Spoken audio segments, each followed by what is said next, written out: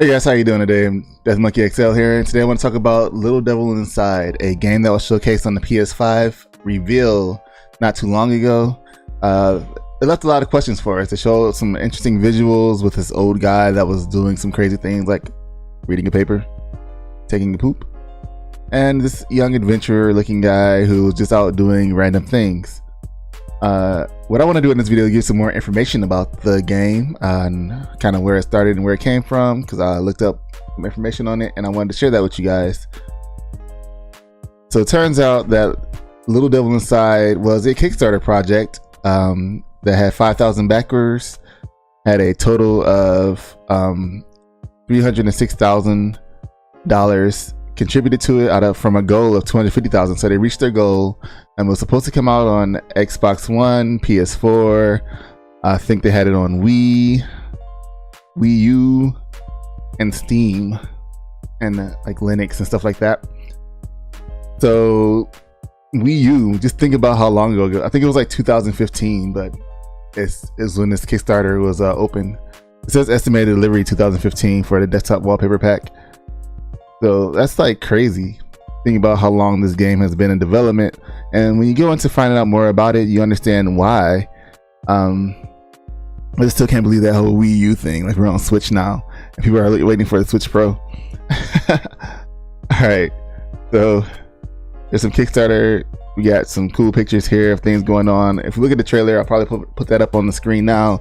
There is a earlier trailer of the game that had them in a vehicle, and like they're like shooting guns and stuff. So it's not just swords. In the demo we saw, it was just like a lot of sword play and hiding from things and climbing some mountains, but there's a lot more going on to it, and I'm going to read some of that to you. It says, Little Devil Inside is a truly engaging 3D action adventure RPG game where you are thrown into a surreal but somewhat familiar setting with humans, creatures, and monsters to interact with, learn, and hunt. Journey, survive, and discover the world that exists beyond. This game is not just about killing archdemons and saving the world. Take in the atmosphere and live a realistic life in an unrealistic world. This is a game that tells stories about people with unusual jobs, such as hunting monsters and what happens in their everyday life doing so. So 3D action adventure RPG. Already sounds great, but we got some like Zelda-ish stuff going on. Maybe little Horizon type stuff. Action adventure RPG. The key design concept behind Little Devil Inside is a minimalism, but not minimalism per se. We wanted to keep and design a world with a surreal but familiar look and feel, with all the elements such as characters, features, buildings, objects, and the entire environment for that matter, with a level of visual detail that is minimal but sufficient enough to create a vivid imagery in the player's minds. As opposed to developing full lifelike high polygon characters and objects with intense levels of texture, the intended design essence and aesthetics is to create a subtle but powerful sense of emptiness for each player to feel for themselves throughout the game experience. Certainly having the influence of, but not limited to, some of all-time favorites such as XCOM series, Legend of Zelda, System Shock, and Betrayal at Condor, we believe Little Devil Inside's unique art and design style deployed in a 3D environment will give yet a new kind of gaming experience for lovers and seekers of emotionally engaging and challenging action-adventure RPGs. That was a lot to say, but that was a lot in here. XCOM, Legend of Zelda, System Shock, and Betrayal at Condor. System Shock and Legend of Zelda in the same. I'm looking over here like my camera used to be over here to the side. System Shock and Legend of Zelda at the same time. That's pretty wild. The gameplay features Little Devil Inside is fundamentally an exploration-focused survival action RPG game. Although it sounds elaborate, it all makes perfect sense to us.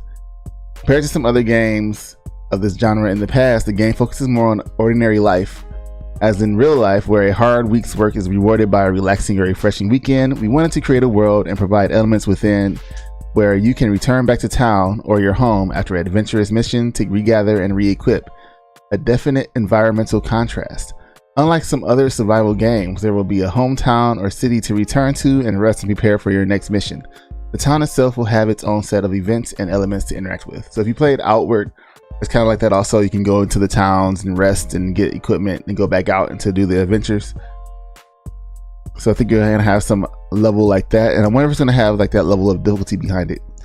The game will not be about entering dungeons, killing at a monster as quickly as you can and returning to town to obtain rewards. The pace of the game will be like a long journey.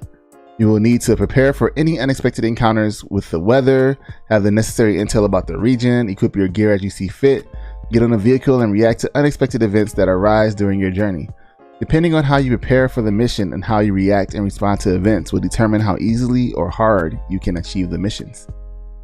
So it's like, yeah, like all those games, like all those action adventure games, a little survival element. Even Death Stranding has a little bit of that. When you go into the little camps and stuff like that, you have to like kind of equip, make sure your stuff is packed correctly so you can walk, make sure you have the right amount of items and gear you need for your adventure to travel and deliver these packages.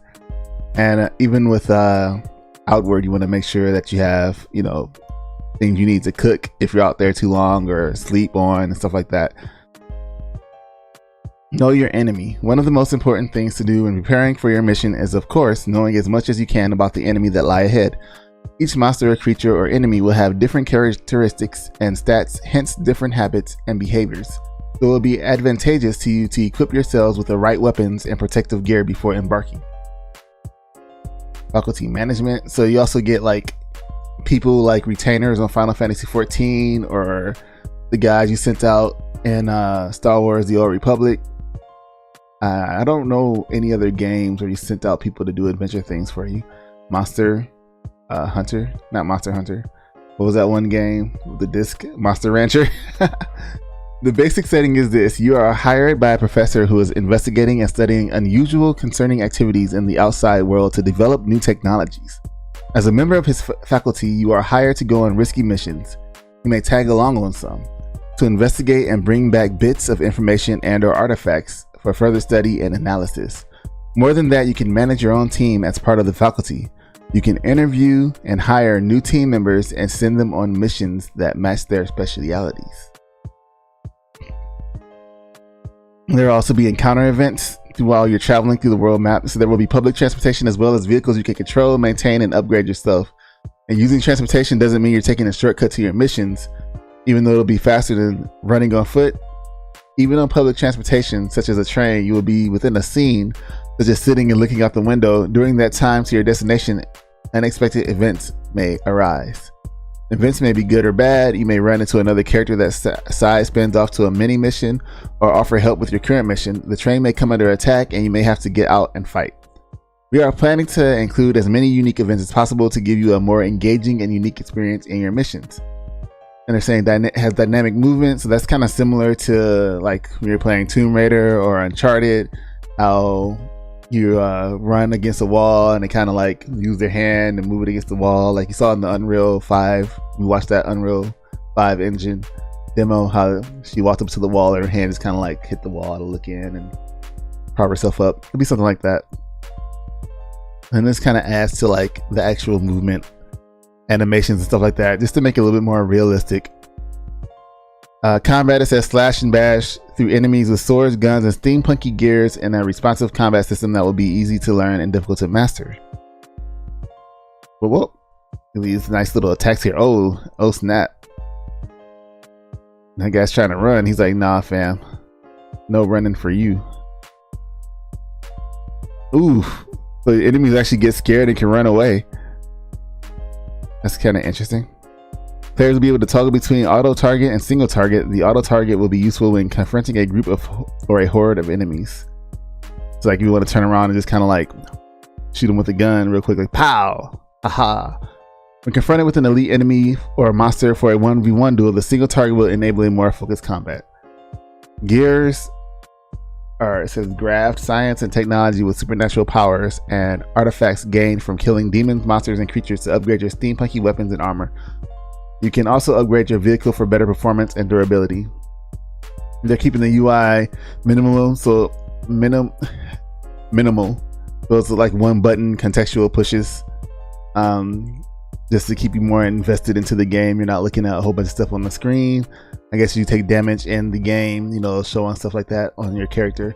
This is interesting right here, is that it has multiplayer. You can invite a friend like in Borderlands to play with you and go on co-op missions with friends, or you can randomly encounter other players in the game.